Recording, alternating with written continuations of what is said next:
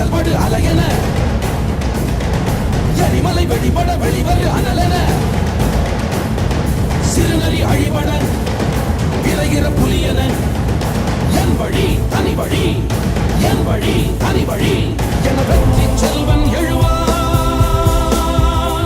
தன் வேட்டை முடித்தே வருவான்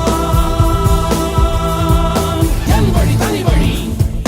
என் வழி தனி வழி என் வழி தனி வழி என் வழி தனி வழி என் வழி தனி வழி.